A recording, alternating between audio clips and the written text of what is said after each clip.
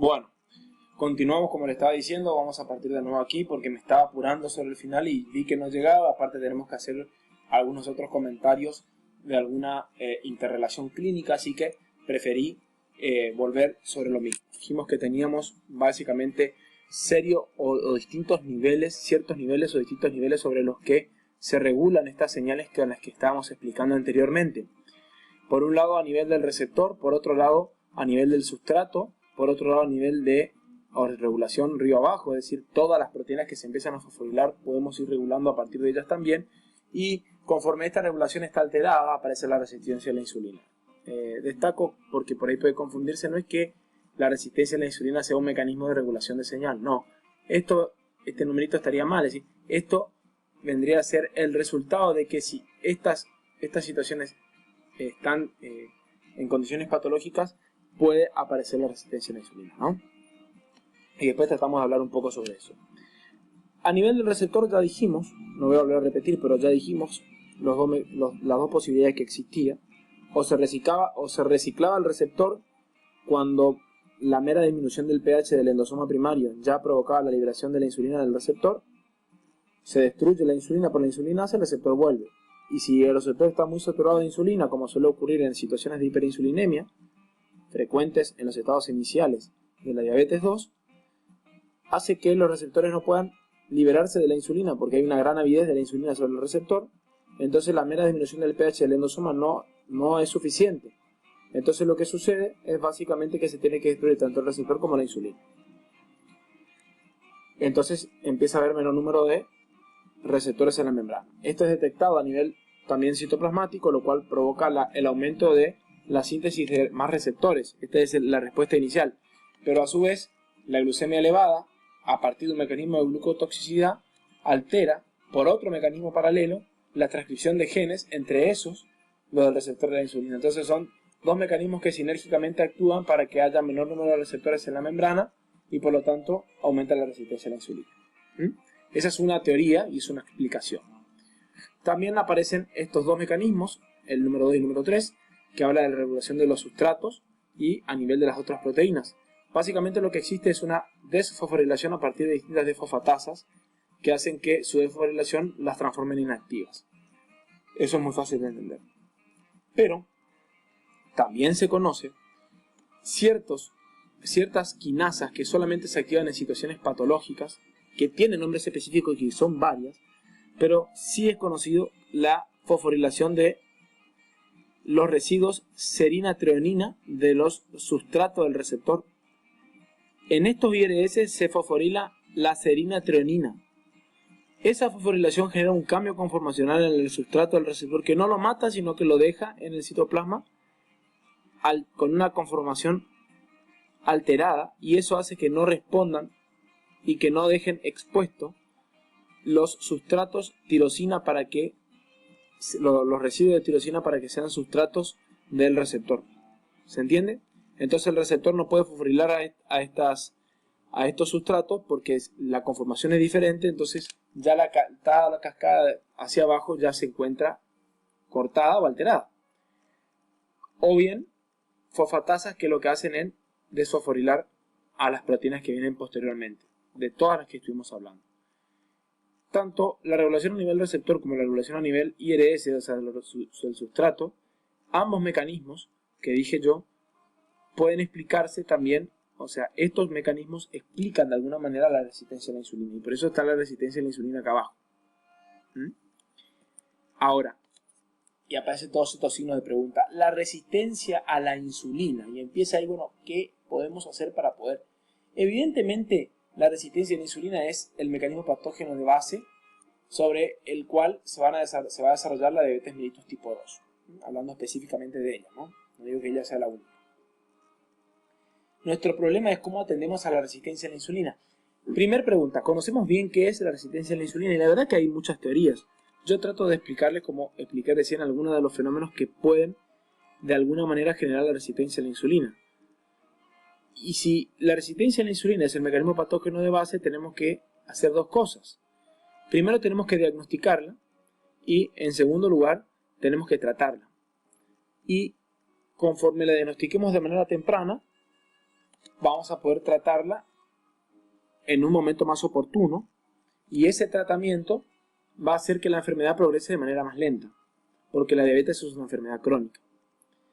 Pero bien controlada y bien tratada es darle calidad de vida al paciente, y de esa manera que la sobrelleve de una manera casi como una persona que no tiene la enfermedad. Conforme respete los tratamientos y los tiempos, y nosotros conozcamos los mecanismos moleculares de su patogenia, vamos a poder atender a la enfermedad. ¿Qué posibilidades tenemos hoy en día? Y sin hablar de nombres propios.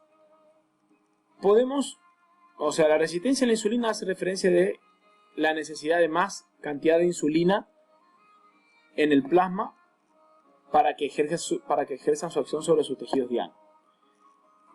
Una de las posibilidades que tenemos es agregar insulina exógena, que seguramente habrá sido de los tratamientos iniciales más tempranos, porque es algo lógico. Decimos, bueno, necesitamos más insulina, listo, le agregamos insulina exógena. Dentro de la insulina exógena, inicialmente se agregaban insulina de tipo porcina o de perro, pero como por su gran homología con la del humano. Pero después fueron desencadenando diferentes reacciones, como habíamos visto antes, y por eso, hasta que se conoció, digamos, las técnicas genéticas, ahora podemos sintetizar por ingeniería genética insulina exógena humana. Entonces le metemos insulina exógena humana y hacemos el tratamiento. Es el caso de la insulina corriente. No se olviden que la insulina corriente tiene una acción corta y se administra, es la única que se administra por vía endovenosa, es la única que puede administrarse por vía endovenosa, y se administra generalmente 30 minutos a 40 minutos antes de las comidas, para que tenga un efecto posterior postprandial. Entonces, para que tenga un efecto después de las comidas. Lo que nosotros queremos es que después de la comida la insulina no sea tan alta. Perdón, la glucemia no sea tan alta. Es decir, disminuir las hiperglucemias postprandiales con insulina corriente, como acabamos de decir. Otra posibilidad que tenemos también es de aportarle insulina de una acción más lenta o más intermedia, como la NPH, que tiene el objetivo, la NPH, porque la NPH es una insulina que por ingeniería también se le agrega o se le modifica un aminoácido, y esa modificación hace que su acción sea más lenta. La insulina NPH tiene el objetivo de suplir de alguna manera, vamos a ver si se entiende el concepto, la secreción basal de insulina por el páncreas. Por eso es la insulina que se coloca bedtime, es decir, antes de acostarse o al levantarse 30 o 40 minutos antes del desayuno. Con la NPH nosotros cubriríamos de alguna manera básicamente la insulina basal que todo el tiempo el páncreas está liberando. No se olviden que el páncreas libera en dos tiempos la insulina. Una insulina que está liberándose todo el tiempo para mantener la glucemia de 70 a 100, digamos, miligramos por decilitro, y después una segunda insulina que se libera, que es la postprandial, por el efecto de la hiperglucemia que generan las comidas. Entonces tenemos dos patrones que cubrir: el patrón postprandial y el patrón en ayuno, vamos a decir. Y mejoramos su sensibilidad. Bueno, para mejorar la sensibilidad, el fármaco a elección es la metformina, que actúa aumentando la sensibilidad, que es lo que inicialmente aparece en la patogenia de la historia natural de la enfermedad. Por eso la metformina, van a ver ustedes que en la mayoría de las guías está como tratamiento inicial, y ya casi la glibenclamida o hipoglucemiantes orales, que habíamos visto que actúan aumentando la liberación de insulina, como está acá, aumentamos la secreción de insulina endógena a partir de esos administrando, digamos, esas hipoglucemiantes orales, que lo que hacen es bloquear básicamente el canal de potasio ATP dependiente. Entonces se cierra ese canal de potasio, se despolariza la membrana y provoca la liberación de la insulina endógena. Eso ya se está dejando ese tratamiento, algunos todavía lo ocupan o inclusive lo asocian a la metformina, pero bueno, esquemas de tratamiento no es la idea. La idea es entender cómo estas estrategias terapéuticas tratan de salvar estos puntos y atienden a esta enfermedad. Aquellos mecanismos de glucolipotoxicidad ya los hemos mencionado. En todo caso, si por ahí tienen dudas sobre lo que es la gluco y la lipotoxicidad, hacemos un video aparte, porque es bastante extenso hablar del tema. Bueno, la verdad que si tienen alguna duda pueden volver a escribir en el canal y la verdad que estoy muy contento con sus comentarios y siempre les digo, bueno, denle me gusta y compartan el canal porque está iniciando. Pero con disciplina, con organización y con puntualidad, yo creo que con esos 3 pilares vamos a lograr que esto vaya progresando de a poco. Así que bueno, antes de terminar quería hacer una mención a el ejercicio físico sobre la sensibilidad que tiene la insulina sobre la sensibilidad de los receptores de la insulina. No es un tema fácil de abordar dentro de la fisiología del ejercicio, que es algo que también me gusta. Vamos a ver que básicamente el ejercicio físico en sí mismo, si uno analiza cómo molecularmente se genera esto, no es que genera mayor liberación de insulina. ¿Saben qué es lo que pasa? Que depende por supuesto de la intensidad del ejercicio, y la intensidad estudiada y la que se conoce que genera mayor liberación de insulina, pero no lo hace directamente, ya vamos a ver cómo, es una intensidad media, específicamente en el pasaje de entre la intensidad aeróbica a la anaeróbica, que más o menos se conoce con un aproximadamente 65% del consumo máximo de oxígeno. Es a partir de el ejercicio con esta intensidad del 65% del consumo máximo de oxígeno, que eso varía, depende de cada, por supuesto, deportista, depende de la adaptación que tenga el ejercicio, va a hacer que a ese nivel la concentración de catecolaminas sea menor, y si hay menos concentración de catecolaminas, que son hormonas hiperglucemiantes, van a generar que desaparezca esa inhibición que hacen las catecolaminas sobre la secreción de insulina, y entonces aumente la secreción de insulina.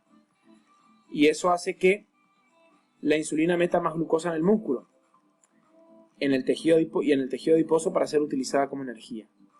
Pero también ocurre que la vasoconstricción que se genera sobre la circulación esplácnica durante el ejercicio llegue menos sangre al hígado, por lo tanto el hígado no toma la glucosa y entonces hay mayor disponibilidad de glucosa para el tejido muscular, el tejido adiposo y también el cerebro.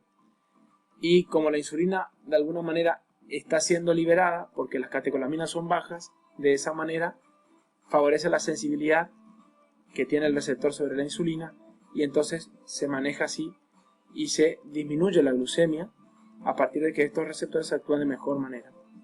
¿Se entendió? ¿Cómo el ejercicio físico puede favorecer? Bueno, entre eso lo que hace también por supuesto es activar y liberar mayor número de transportadores GLUT4 hacia la membrana y de esa manera también favorece mayor ingreso de la glucosa a la célula. Bueno, espero que les haya servido. Vamos a seguir con estos videos y con todas las dudas que tengan. Los saludo y nos